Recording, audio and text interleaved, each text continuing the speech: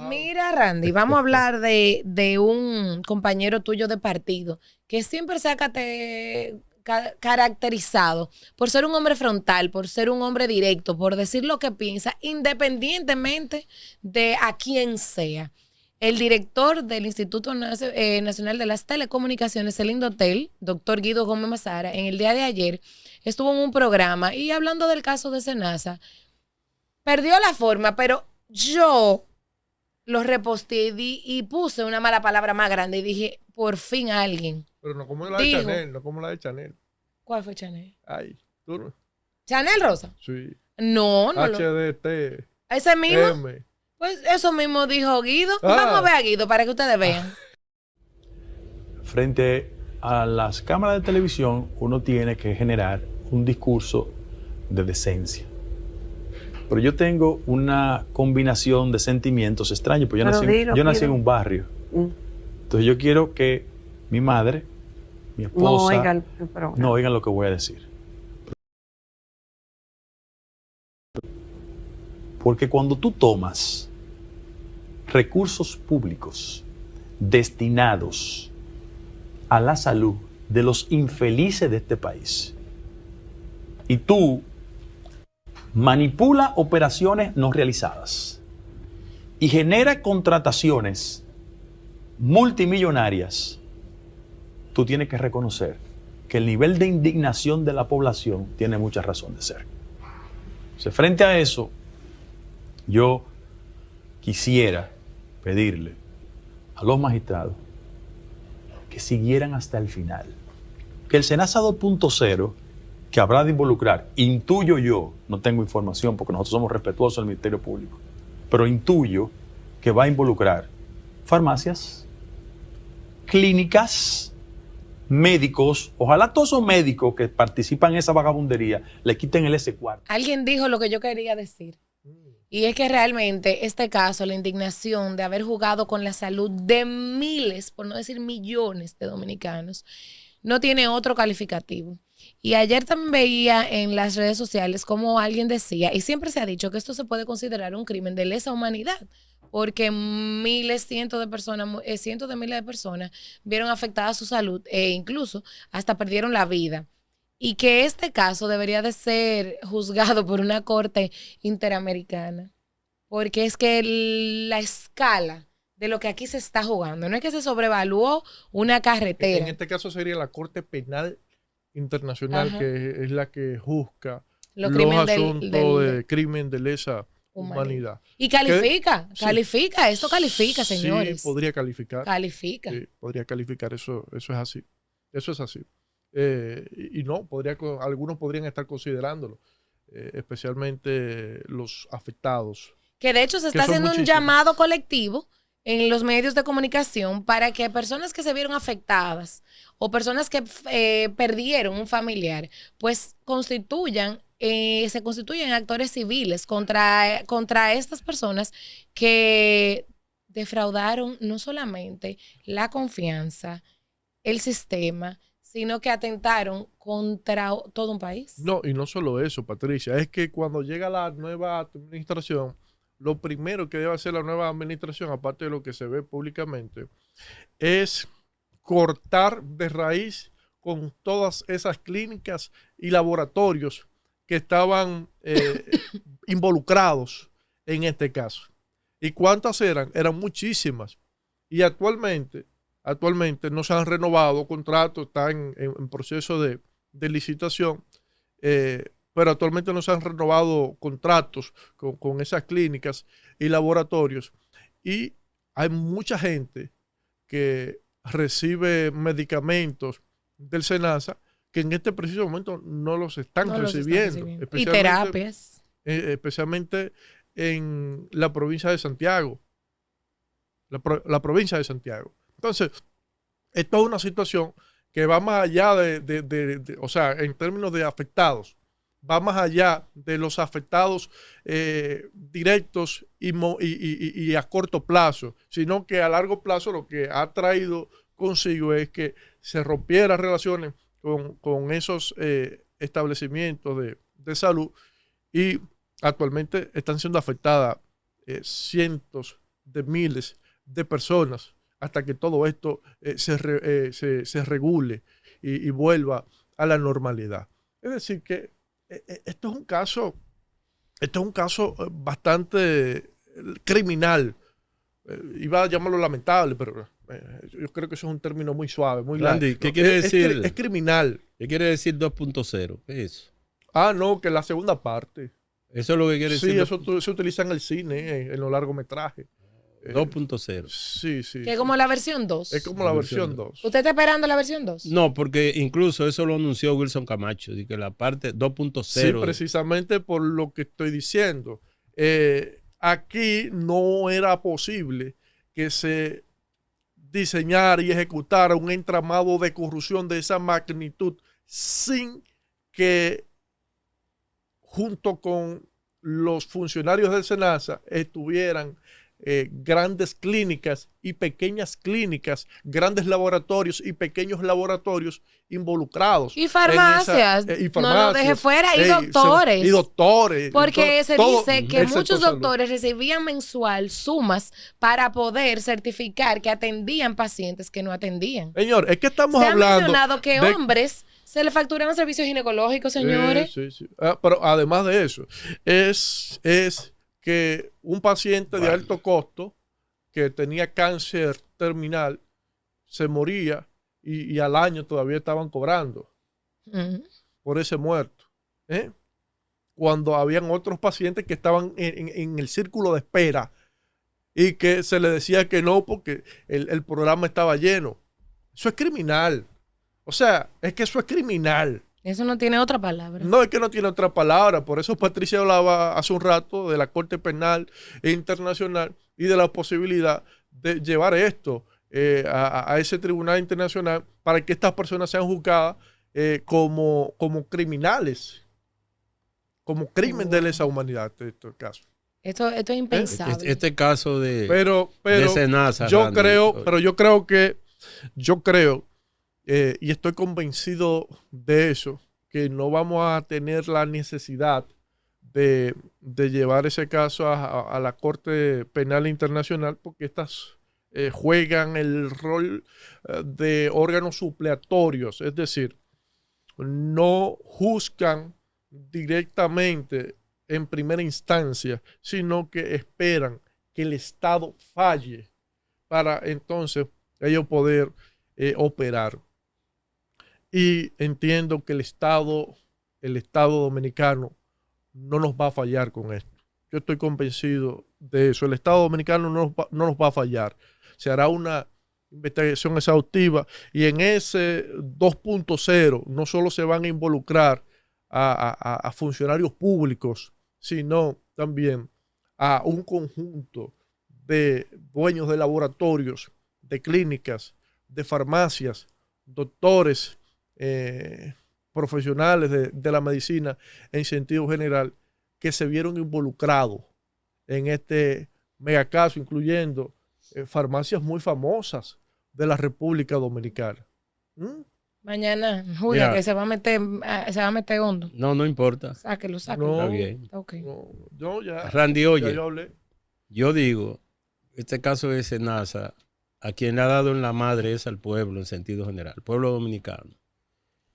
Especialmente a los más jodidos, a los más pobres. A los más pobres. Eso que conste, ¿verdad? Por eso tanta indignación, tanta impotencia y tanta rabia en muchos sectores que se manifestaron el día de la medida de coerción, en la noche, hasta medianoche ahí frente al Palacio de Justicia. Yo tuve que tirarme ese espectáculo entero ahí para ver en qué iba a terminar. Yo pensé incluso en una que podría haber una situación de violencia, ¿no? Por la radicaleza, entre comillas, de algunos sectores que fueron allí a reclamar justicia y a pedir que sea pena máxima para los imputados, que son 10 personas hasta ahora, de los cuales 7 están en La Parra, que es la nueva cárcel, que era la nueva Victoria, para que la gente entienda, pero que está en una comunidad próxima en la zona norte, sí, en la zona norte de la capital, que es la cárcel aquella por la cual Jean Alain Rodríguez, el ex procurador general de la República en el gobierno de Danilo Medina, todavía está en medio de un proceso judicial. Y ahí están 7 de ellos, inclusive el cabeza del grupo, que es el doctor Santiago Jacín.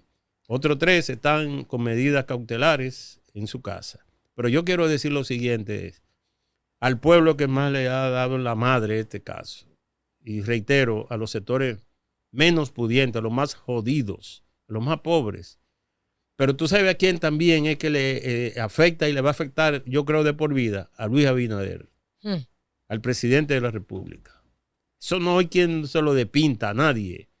Esa pesada carga que le cae al presidente. Emocionalmente, Luis sobre Abinader. todo. Oiga, que emocionalmente. Óigame, hermano. Sí, sí. No. Hay que tener esa ropa ahora mismo. El presidente debe sentirse... Sí, se no debe me mire sentir hacia mal. abajo, es verdad. No, Tú lo sabes que es se verdad. debe sentir mal. Señores, Primero, Es que imagínate Bueno. que en la empresa de tu... Está bien, yo sigo ahorita. En la empresa que de... deje mañana hablar. Bueno, sí. No, pero quiero cerrar para que no Pero- quede inconcluso el tema en cuanto a por qué menciona al presidente. El presidente no puede borrar con una brocha que ese señor que aparece con él orondo, levantando incluso la mano, fue quien le dirigió la política de apoyo externo. Eso no se puede borrar. Que fue realmente un caudal de recursos para la campaña. Eso no lo puede borrar el presidente, por más que quiera. Y su dinero está sucio. De manera que eso, después del pueblo, de los más jodidos del pueblo, a quien más le den la madre esta vaina es al presidente Luis Abinader. Pero, ¿Es así o no es así? pero mira, Analícemelo de otra manera entonces. emocionalmente, esto yo sé que afecta bastante al presidente por la relación que tenía con Santiago Jacín. Además de, usted mencionaba el vínculo político, le dirigió la campaña externa. Hablamos de que eran muchos. Eran amigos. Señores, eran amigos. Ahora no le quieren buscar otro nombre. Tengo entendido que Son amigos. son compadres. Tengo entendido que son compadres. Son compadres. Sí. Compadres. Pero compadre cualquiera, porque los políticos bautizan gente, pero ellos son No, amigos. Son amigos. Entonces, Compañeros. entonces no estamos hablando como que el presidente buscó a este tipo y lo puso a dirigirlo políticamente, el sector externo, y lo puso a dirigir el tema de Senasa. No. Puso a una gente de su confianza. Y eso yo sé que afecta bastante al presidente de la República. Porque aquí no estamos hablando de cualquier tipo de corrupción. Aquí no estamos hablando de corromper un proceso cualquiera para beneficiar a un tercero o beneficiarse a sí mismo. Aquí, Mira lo que yo decía, Randy. no- Mira para allá. Lo que yo decía, mira. Aquí no estamos hablando de que se iba a construir un puente y yo agarré y corrompí el proceso de licitación para que ganara Patricia y no Mañana, que tenía mejor propuesta que Patricia, y luego Patricia vino y me dio el 10%. El 15%, que no es un narcotraficante, el 15% que es un puente. se ejecutó el puente y bien, ni siquiera se sobrevaluó, pero hubo un proceso de corrupción, ¿verdad? No estamos hablando de eso, estamos hablando de que esta gente cogía medicina que era para Patricia y decía que se la dio, pero no se la dio nada. Que hay vencidas. Mira esa foto, Randy. O sea, es que estamos hablando de otra cosa, y por eso la connotación que ha tenido este caso, y por eso la magnitud del caso. Lógicamente, la corrupción siempre es mala, y de cierta forma, los recursos que tú te robas por un lado, pues faltan en otro. Tampoco vamos a hacernos como que la otra corrupción no impacta la salud también, y no impacta la calidad de la gente también, porque sí lo hace. También lo hace. Pero esta es directa. Pero yo quiero que ustedes, por un momento, seamos como más transparentes. A veces yo veo en redes, la gente que sigo, ¿verdad? Del medio, comunicadoras, comunicadores, influencers, que suben fotos, normal, tomándose un café, y yo le veo la cartera, el reloj, los zapatos, un anillo, los aretes, una cadena, y yo, que no manejo los precios a grosso modo porque no tengo esos recursos, te puedo tirar un número. Yo he visto en comunicadoras que tienen en una mano $30,000, por ejemplo. Hay dos cosas. Puede ser todo falsificado o puede ser todo de verdad, pero uno sabe tirar estilos de vida. Y cuando tú ves una gente que viaja, que cambia carro, que está en la Romana en casa de campo, si no es tuya la villa, alquilar una villa en casa de campo te cuesta de $2,000 a $5,000 diario. Pero la gasolina, pero los viajes, pero la ropa, cuando tú le ves los zapatos, la correa, la cartera, la camisa, el sellito, el lino, tú lo ves diferente aunque no tenga un sello. Nosotros sabemos cuánto cuesta vivir. Y usted sabe cuánto le cuesta a usted ir a un supermercado, pagar agua, luz, teléfono, cuánto costó su carro. Aquí cualquiera puede entrar a cualquier página de internet y poner marca, modelo y año y te dice cuánto cuesta un vehículo. Aquí cualquiera puede entrar a una página de internet de inmobiliaria y saber a cuánto está el metro, cuánto cuesta un apartamento en determinada zona. Cuando usted ve a una gente con un Rolex que no gana para tenerlo, tú dices, ¿o es de verdad o es de mentira? Y si es de verdad, no fue trabajando. Santiago Jacín tenía un patrimonio personal muy grande antes. De hecho, se habla de una finca hasta en el Líbano, pero antes del 2020. En el 2000, no sé, en el 90 y pico. O sea, tampoco es que te puede sorprender porque es una gente que de venir de abajo está arriba. Hay muchas cosas que uno puede dejar pasar porque hay estilos de vida. Por más dinero que tú tengas, tú estás en casa de campo y tú siempre has ido, por ejemplo. O tú tenías esa villa desde antes. Hay cosas que pasan desapercibidas. Sin embargo, el presidente Luis Abinader sabe de relojes, sabe de obra de arte, sabe de estilos de vida. Y se supone que es el más informado, porque aquí mucho se dijo por 4 años que Danilo Medina era el hombre más informado y que tenía que saber lo que hacía su cuñado, su hermano, su hermana, su amigo, su qué sé yo quién. Entonces Danilo sí era el hombre más informado, pero Luis Abinader no. Entonces Luis Abinader es un ¿qué? ¿Puedo decir la mala palabra tipo Guido? No, la gente no. O sea, Luis Abinader no sabía lo que hacía la gente a su lado. Danilo sí. No, mira, lo que pasa. Danilo sí era. Entonces, señores, pues Danilo debería de decir a quién va a ser, porque él no puede. ¿Quién va a ser el próximo presidente? Porque tú sabes qué quiere decir eso. Que Danilo sí tiene capacidad y Luis Abinader no. Mira. Porque Luis Abinader no se dio cuenta lo que estaba haciendo su mejor amigo. Pero no solo eso, que su mejor amigo declarado en la Junta Central Electoral le donó 8 millones de pesos a su campaña. Y yo le voy a decir una cosa, yo tengo amigos ricos y amigos con dinero. Y el que se suda su cuarto no agarra 8 millones de pesos y te lo da. Entonces tú, en el 24, después de 4 años siendo director de Senasa, me trae 8 millones de pesos y nada más porque la mujer de César no nada más tiene que ser seria. Nada más por eso tú tienes que decir, espérate, papá. Que ahorita dicen que eso tú lo sacaste de Senasa. Entonces, Luis Abinader, si no se dio cuenta de nada de esto, debería de entregar su cargo porque le quedó grande. Mira, vamos a estar claros, Patricia. Este muchacho era el coordinador del sector externo. Y todos sabemos. Y Luis es un pelele que no sabe de dinero. No, escúchame. Este muchacho es el coordinador del sector externo.